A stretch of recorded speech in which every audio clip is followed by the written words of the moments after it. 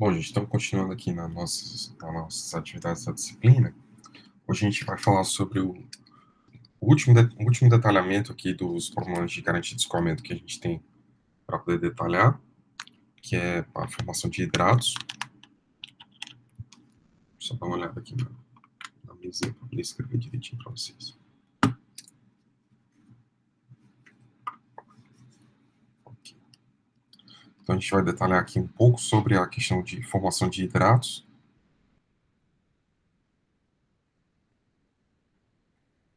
Hidratos, normalmente, a gente detalhou aqui alguns problemas que são da natureza do óleo. Então, quando a gente está pensando aqui no óleo, a gente tem esses problemas que normalmente estão associados com as alquenes e parafinas.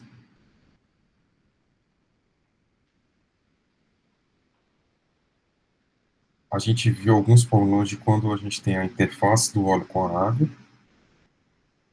E aí, normalmente, esses problemas que ocorrem aqui nessa interface são relacionados à formação de emulsões.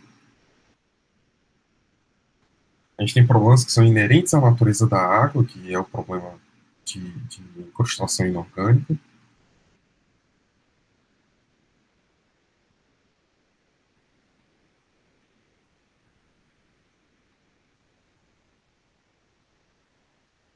E Professor, agora a gente vai... Oi, pode falar. a água ela também vai causar um problema de corrosão, né? Nos risers e Sim, tudo mais, sim, sim. que a gente vai precisar projetar. E a gente não, né? O engenheiro de materiais e tudo mais. Vai precisar ver como está essa água para poder projetar o riser de uma melhor forma, né? Exatamente. Então, a vida útil, tudo isso vem do conhecimento, é meio que multissetorial, sabe? O químico de produção, né, a pessoa que tem o conhecimento dos problemas químicos, vai informar qual o tipo de corrosão, e aí o engenheiro de materiais também vai fazer os testes dele para ele tentar entender melhor quais são os problemas ali relativos a isso. Sim, com certeza. Não só o projeto, mas também a seleção do tipo de riser, né? Você pode ter um riser, se você tem pouca erosão e você tem uma grande quantidade de corrosão, você pode utilizar um revestimento no riser para que você possa executar isso, né? Isso tudo aqui junto está relacionado à natureza da água também, né? Você também tem uma corrosão por parte do óleo, mas essa corrosão é pouco importante na temperatura do que a gente está falando de upstream.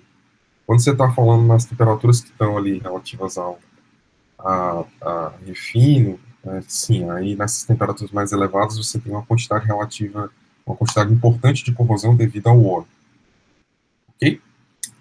Então, bom, aqui a gente está falando dos problemas que são relativos à água, e que eu queria falar hoje com vocês é, primeiro, você tem interface aqui do gás produzido, tanto com o óleo quanto com a água.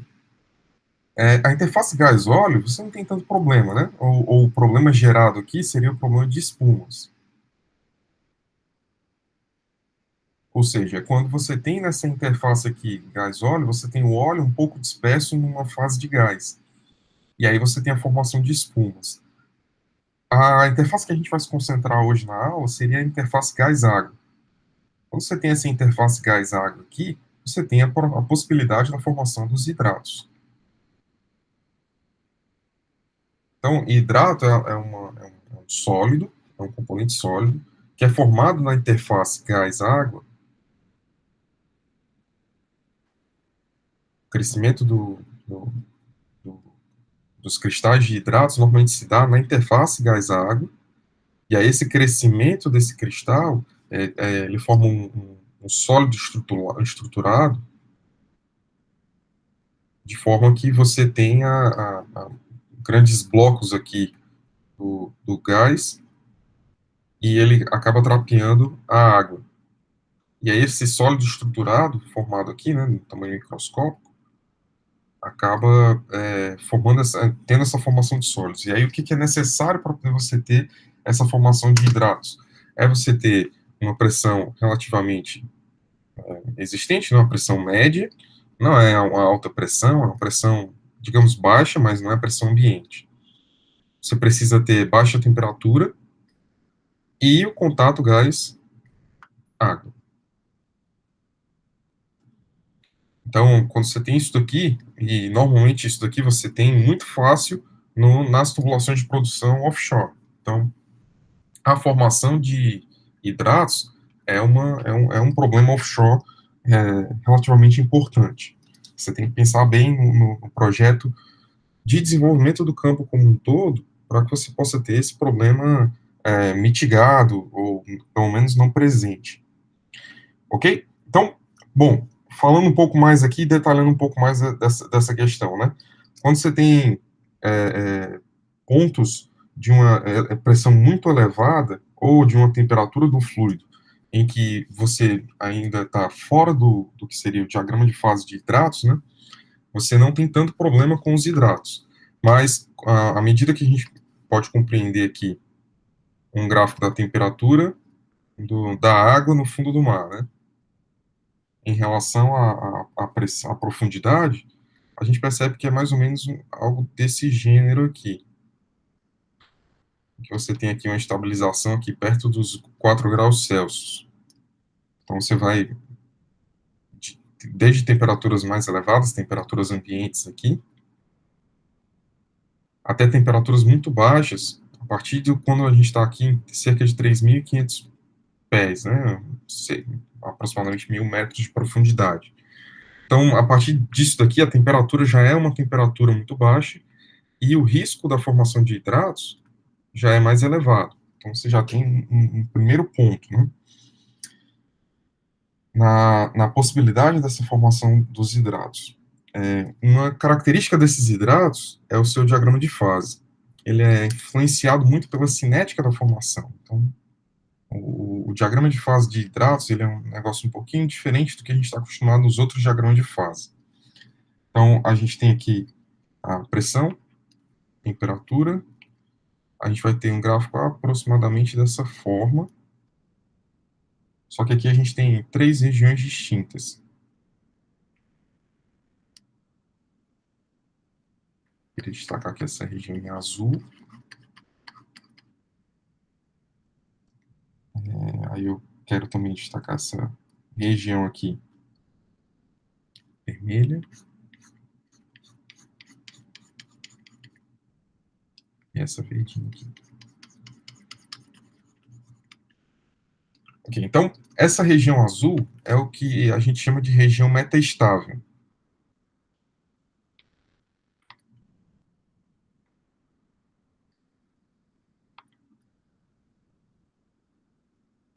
Essa região metaestável é uma região em que você tem o crescimento dos cristais de hidratos, mas ela é muito dependente da cinética, né? Então, dependendo se você dá um tempo dele parado, dependendo do regime de escoamento, essa influência da cinética nessa região metaestável do diagrama de fase dos hidratos é justamente uma região que você tem uma certa incerteza para saber se você tem a formação desse sólido ou não. Antes dessa região, né, se você está aqui num ponto qualquer de temperatura numa mesma pressão e vai reduzindo essa temperatura até você chegar aqui nesse ponto, essa aqui seria a região metastável, mas para temperaturas mais elevadas, você tem uma região livre de hidratos, né? Então essa região verde aqui seria a região livre de hidratos.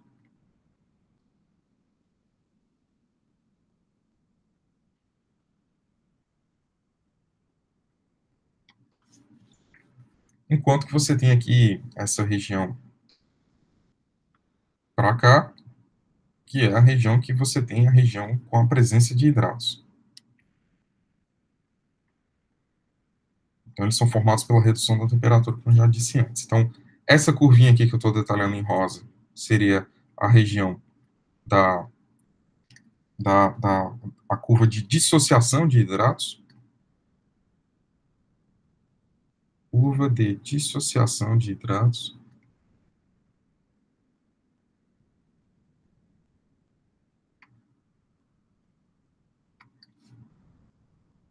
Enquanto que essa região aqui verdinha, essa curva verde, seria a curva de formação de hidratos.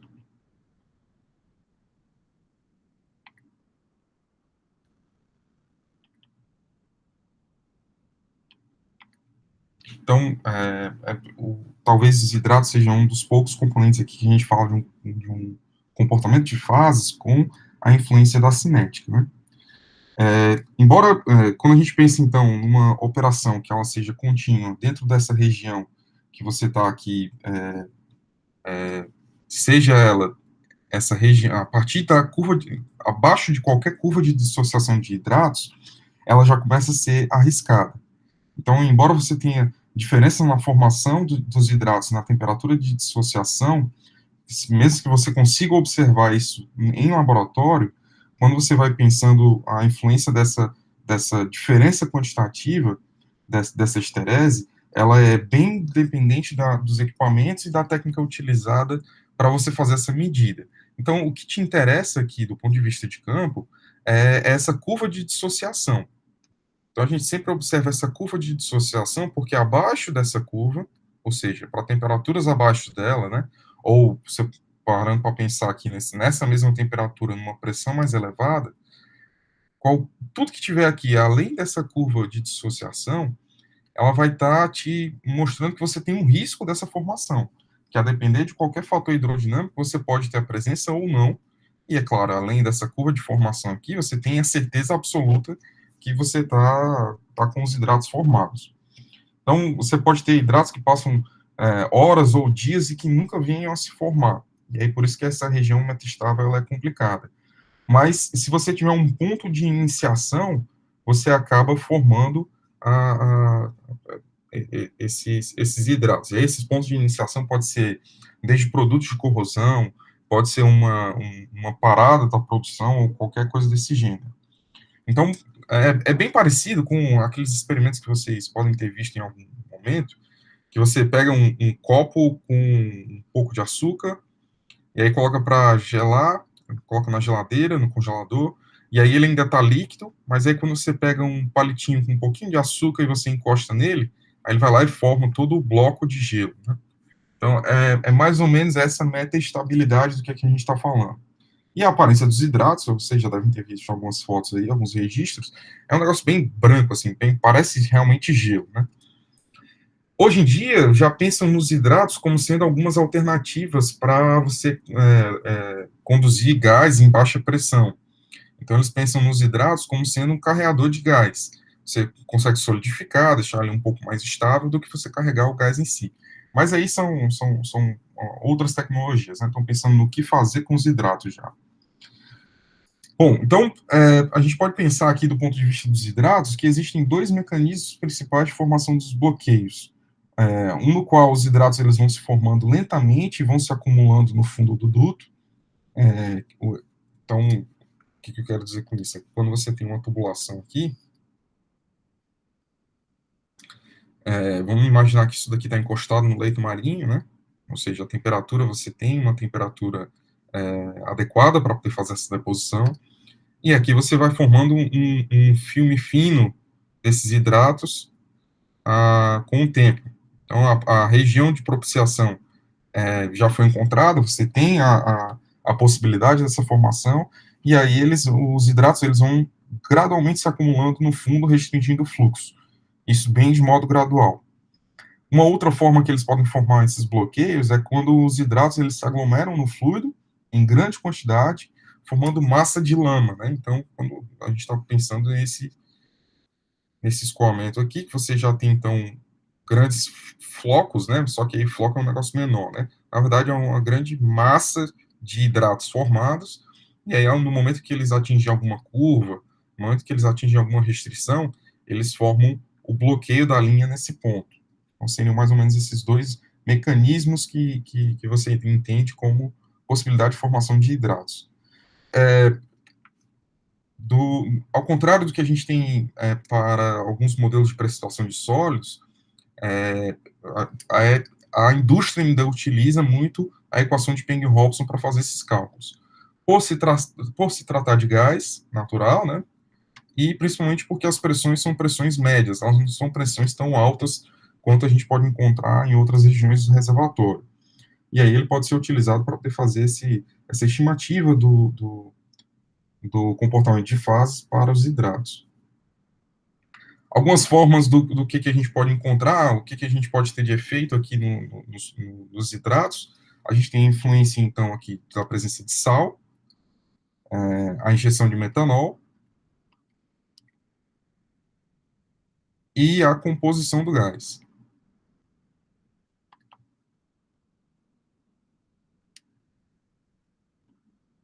Então, quando a gente está pensando aqui, então, do efeito do sal, né, da presença do sal na água dissolvida, o efeito disso, a gente pode tentar entender sobre como um impacto no efeito, e o sal tem um impacto mais drástico sobre o efeito da temperatura de estabilidade de hidrato.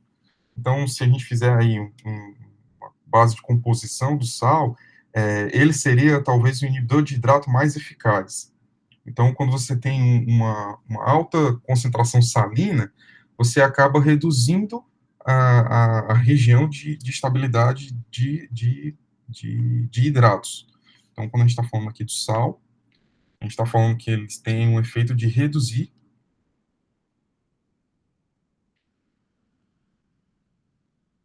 o diagrama de fases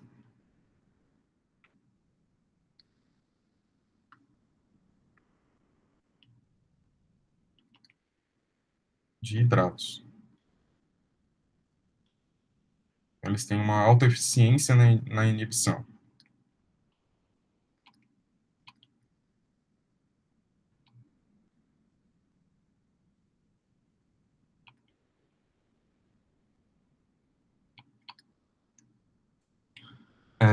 Quando a gente está falando, então, da injeção de produtos químicos, né, da adição de qualquer produto químico, né, dessa natureza, né, a gente, obviamente, não pensa em sal como sendo um componente que você vai injetar, mas você, na verdade, avalia o efeito desse sal, da presença do sal na água que você já tem disponível, né?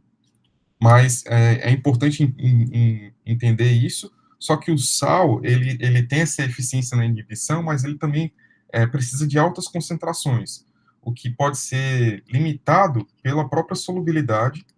Então, o sal aqui, ele possui solubilidade limitada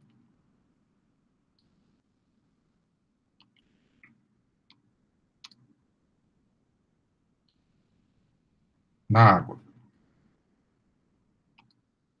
Ok? Então, quando a gente está falando, então, de produtos químicos efetivamente, né, como, por exemplo, o metanol, então, o efeito da adição do metanol aqui, quando a gente está falando da formação de hidratos, é que você tem um desvio nessa curva de formação de hidratos. Então, se a gente conseguir pensar aqui só na curva de dissociação, né, somente em uma curva que você tem a certeza da formação dos hidratos, a gente tem a curva aqui de pressão e temperatura, e aqui a gente teria a curva sem hidratos, desculpa, a curva sem inibidores.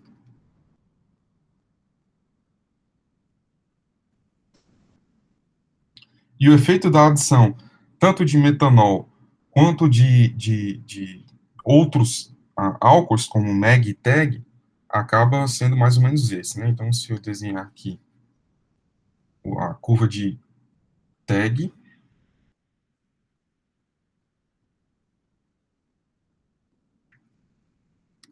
que eu posso ter também aproximadamente aqui seria a curva de MEG, e o metanol seria o mais efetivo dos dois aqui, chegando nesse ponto.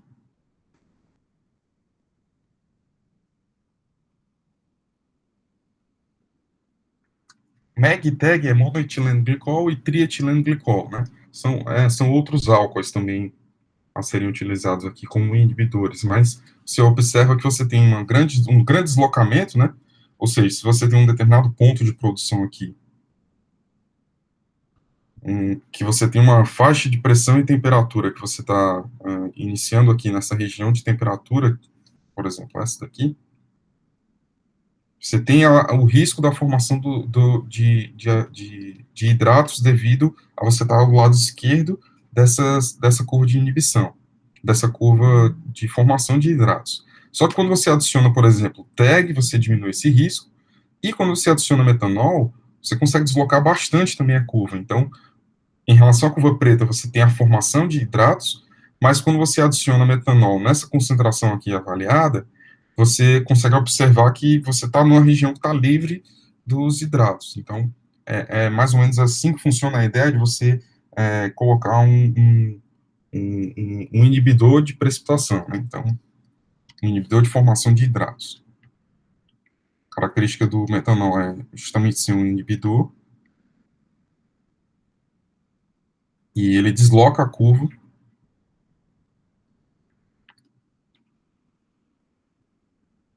de hidratos.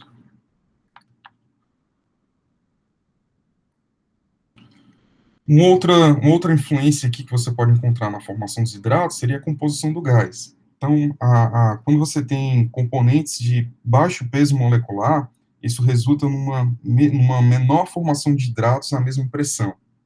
Então, quando você tem componentes de baixo peso molecular, quanto menor for a massa molecular do gás que você está trabalhando, ou seja, um gás mais pobre, né?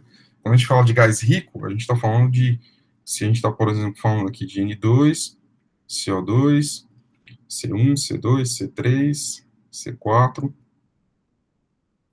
e assim vai. Então, quanto menos eu tiver desses componentes que têm um peso molecular mais elevado,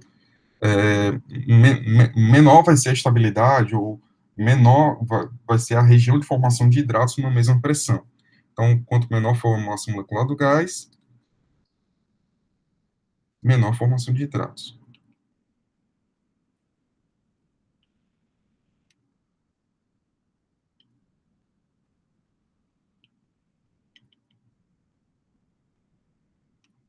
Então, esses aí são alguns dos fatores que influenciam. Tem como se fosse uma regra de bolso para que você entenda essa influência. Seria como se você tivesse aqui a variação, a redução da temperatura na formação dos hidratos. Você tem aqui uma constante K, você tem aqui W, dividido por M, 100 menos W. Em que aqui você tem a variação da temperatura na diferença de temperatura, ó, a depressão da formação de hidratos, né? Quantos graus você consegue reduzir aqui numa mesma pressão. Esse K é uma constante aqui de ajuste, né? Esse W seria a concentração do inibidor.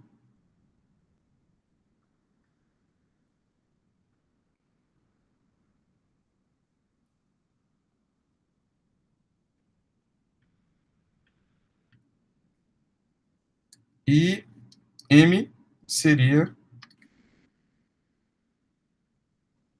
o peso molecular do inibidor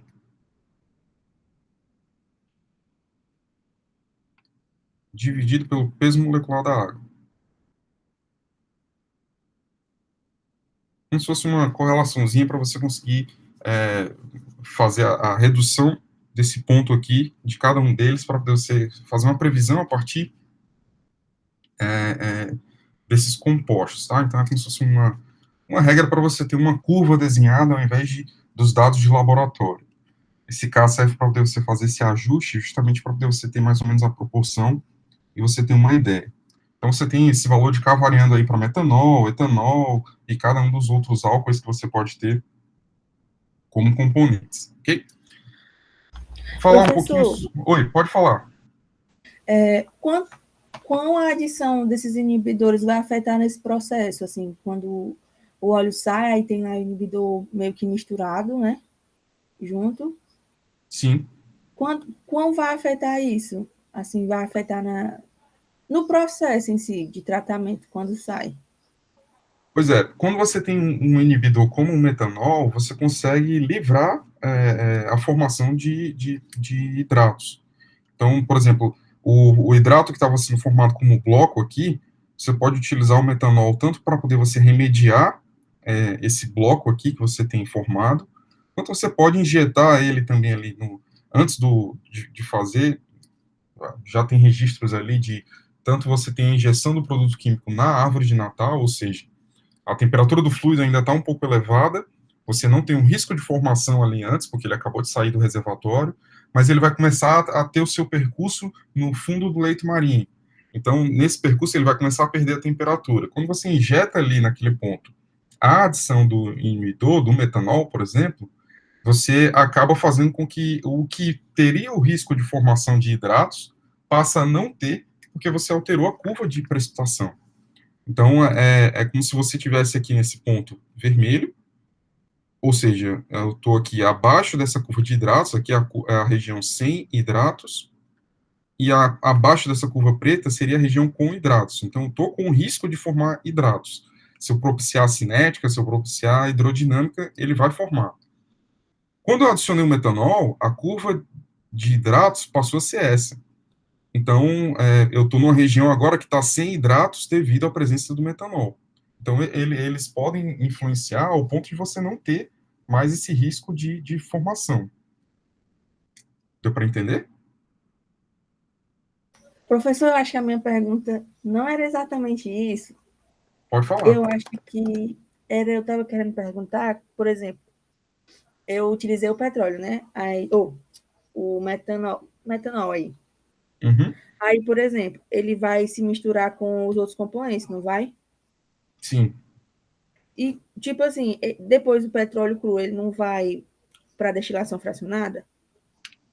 Depois de Sim, todo o sim. processo aí, né? Só, E só que assim, aí, a quantidade do inibidor não é uma quantidade relevante a você alterar, a você ter uma corrente de metanol no processo de destilação. Não, sim. não é uma quantidade que você tem essa influência, certo? Segundo ponto, esse metanol ele vai ter preferência pela água. Uhum. Então, talvez você tenha um problema ali no processamento, quando você tiver ali no processamento primário, aumentar a temperatura, o metanol ele é bem volátil, então ele vai ficar realmente no óleo, ele não vai ficar preso à água. Mas a solubilidade inicial do metanol seria preferencial pela água. E aqui a gente está falando de uma corrente que tem mais do contato óleo, gás, água, não do contato do óleo. Né? O óleo aqui está em pouca quantidade. Então, quando você fizer a junção disso tudo lá na frente, a composição vai meio que se diluir. Era isso que tu tinha perguntado? Era, Tenta professor, formato. agora foi. Obrigada, Foi? viu? Não, Agora tranquilo, que foi. é isso. Entendi. Pronto, então, quando a gente está falando, então, dos mecanismos de inibição de hidratos, então, tá, como é que isso efetivamente atua? Você tem dois tipos de mecanismo de inibição de hidratos.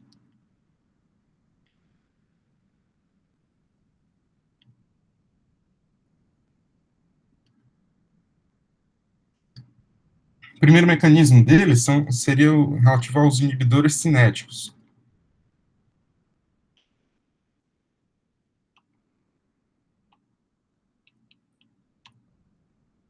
Então, os inibidores cinéticos, o nome está dizendo aqui, eles têm características somente de retardar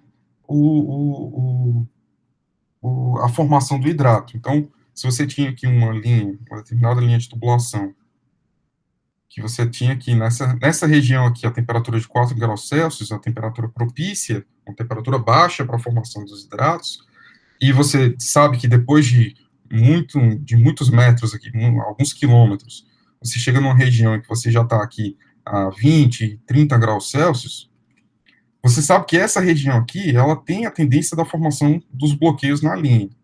Então, quando você adiciona um inibidor cinético, não é que você vai alterar a curva de hidratos permanentemente, mas você vai alterar aqui o tempo dessa formação dos hidratos, de forma que aqui, quando você está na região de 4 graus Celsius, você não tem a formação, essa formação foi retardada, e quando ele voltar a ter a tendência de formação de hidratos, a temperatura já está elevada.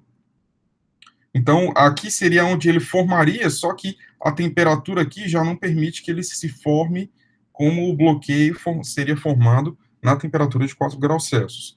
Esses seriam os inibidores cinéticos. Eles não alteram a termodinâmica do processo, mas eles acabam fazendo com que você tenha um retardo desse efeito.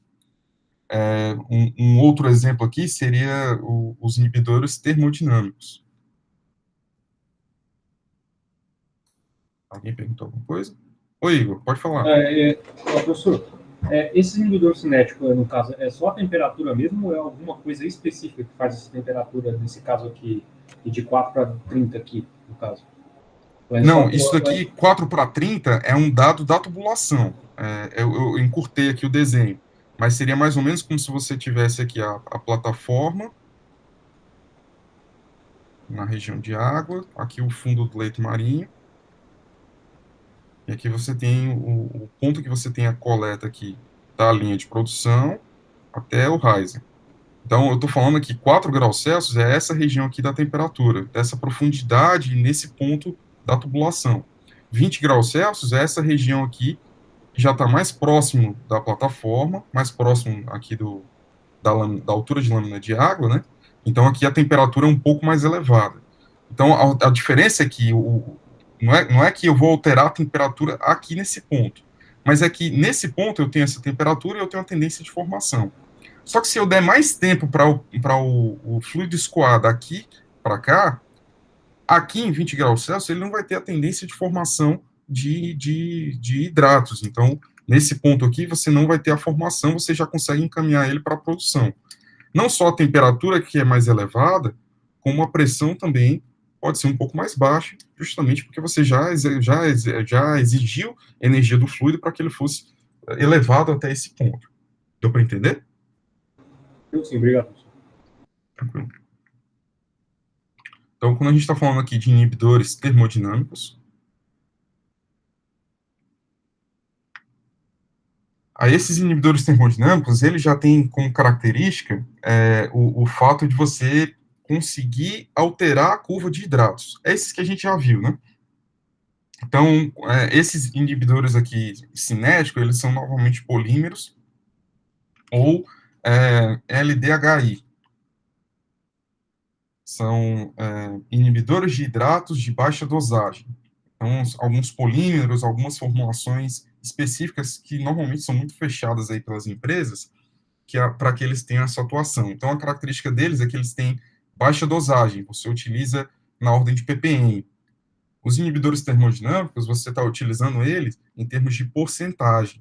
Então, você tem 1, 5, 10% da corrente de água que você está passando naquele ponto. Os LDHI, você está utilizando na ordem de ppm. Então, você tem uma dosagem muito pequena desses inibidores.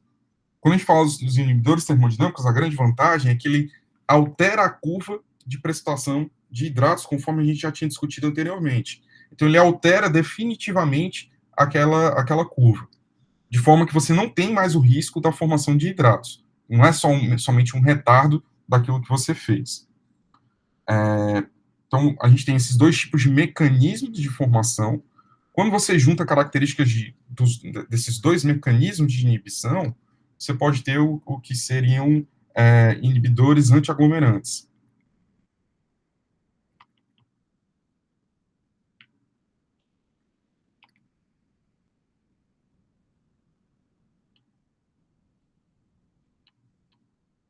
Esses inibidores antiaglomerantes, eles reúnem características desses dois componentes, né? Eles, primeiro, eles não deixam a formação de um grande bloco, mas eles não alteram a curva de formação de hidratos ao ponto que você não tem a formação de hidratos. Na verdade, você mantém a formação de hidratos, só que os hidratos eles não conseguem se aglomerar em grandes blocos. Eles ficam como se fossem dispersos e sim bloquear as linhas de produção. Então, você consegue manter o fluxo aqui do sistema. É óbvio que, devido à presença de partículas, a viscosidade aumenta um pouco, mas não causa a restrição do fluxo. Então, essa não restrição do fluxo acaba auxiliando muito quando você está falando de uma produção para que você não tenha o bloqueio dessa linha definitiva, para que aí você tem que pensar em processo de pigagem, processo de aquecimento de linha, injeção de solvente, sem essa parte de remediação, né? Uma coisa é a prevenção e a outra é a remediação. Prevenção é sempre o que você faz antes do problema acontecer. A remediação já seria o que você está fazendo depois que o problema está acontecendo. Quando a gente está falando, então, de vantagens e desvantagens de cada um deles, então deixa eu tentar montar aqui uma tabela para a gente ir anotando o que teria de vantagem e de desvantagem. Quando a gente está falando de LDHI, ou seja, inibidores de hidratos de baixa dosagem, a gente tem aqui algumas vantagens e algumas desvantagens. Então, uma vantagem, né, é que quando você tem aqui inibidores cinéticos, mais alguém levantou a mão? Não. Quando você tem aqui inibidores cinéticos, você acaba tendo um menor impacto ambiental, né, menor risco de impacto ambiental.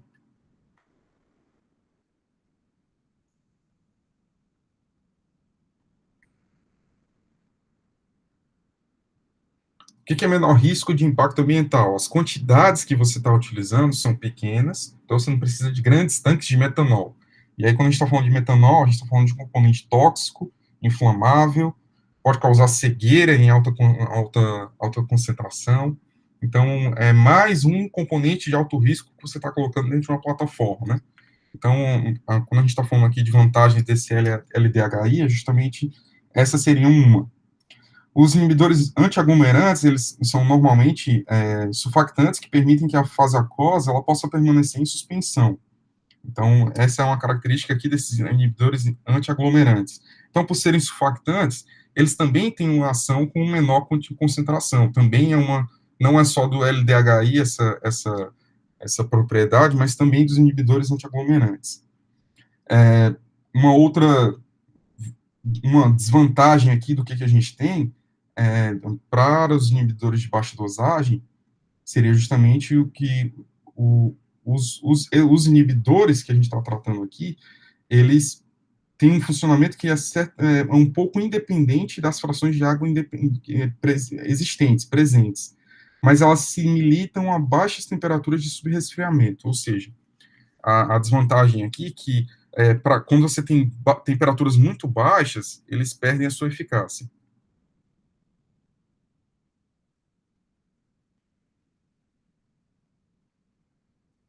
Uma vantagem seria que a concentração, né, é independente do teor de água.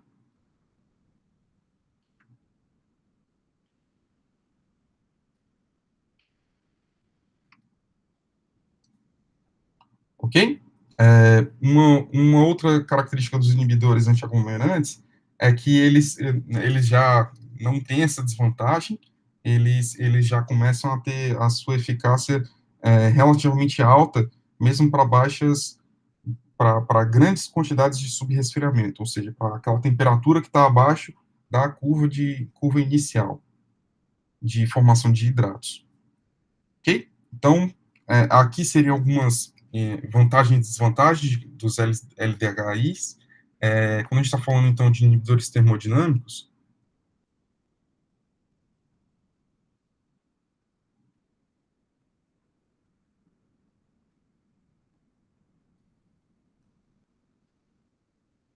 então a gente pode citar como vantagem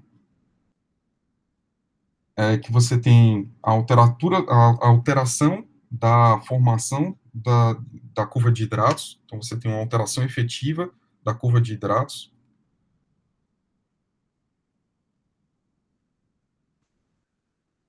Você tem menor viscosidade, normalmente os polímeros eles têm maior viscosidade do que os fluidos que a gente está trabalhando aqui, como metanol, DEG, TEG. E aí, quando a gente fala de menor viscosidade, é menor custo de injeção, né, menor custo de bombeamento. Melhor melhor facilidade de trabalhar com fluido, né? Você tem, normalmente aqui, então, um custo do sistema de regeneração. Você pode até pensar num sistema de regeneração quando você está falando dos inibidores aqui de hidratos, e aí esse sistema de regeneração seria você pegar a corrente ali do pós-processamento e você pode fazer uma recuperação térmica dessa corrente e você ter a reinjeção daquele componente que foi recuperado. Isso também ajuda a responder aí a pergunta da Carol, que ela tinha feito como eu estou colocando 10% do inibidor dentro da corrente do processo, e o que eu vou fazer com ele? Uma das coisas que você pode fazer, se você tiver ali uma grande quantidade de água, com esse inibidor, né, é você fazer uma recuperação dessa linha, para que você possa ter uma recuperação também de solvente. Então, não é só você devolver tudo junto, mas você também pode ter, independente do custo disso, né, é tudo avaliação econômica, para saber o que é mais barato, se manter o DEG, manter o o inibidor, ou você manter um sistema de regeneração. Ok, então aqui são algumas vantagens. Desvantagens desse sistema. Eu já falei para vocês, né, que é o ponto de Foucault, ou seja, a questão da inflamabilidade desses inibidores. Isso aqui principalmente para o metanol, tá? Você tem limitações ambientais.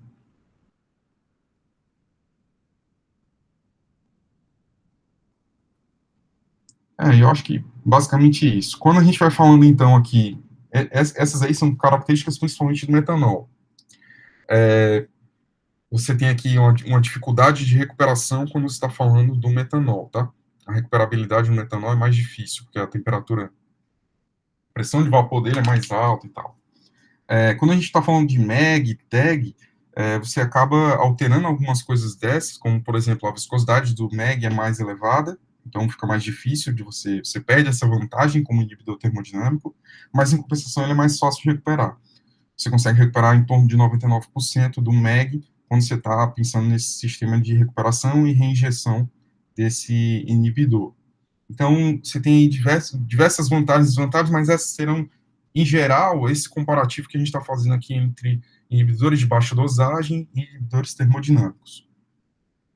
Então, basicamente isso que a gente teria aqui para poder comentar sobre hidratos. O projeto, então, as recomendações de projeto de campo, de desenvolvimento de reservatórios, quando você tem um risco de formação de hidratos, seria justamente avaliar a temperatura em que eles são formados, né, ter as curvas de formação de hidratos, avaliar o desempenho de inibidores e fazer as avaliações econômicas relativas aos inibidores de corrosão, aos inibidores de formação de hidratos.